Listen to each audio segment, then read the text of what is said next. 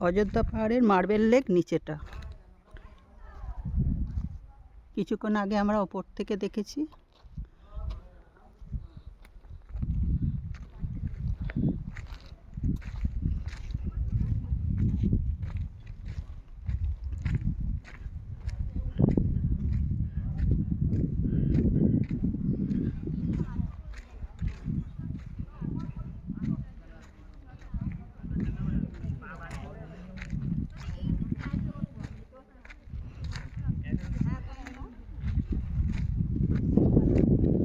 খুব সুন্দর লাগছে। সেইভাবে এখনো আসেনি কেউ লোকজন।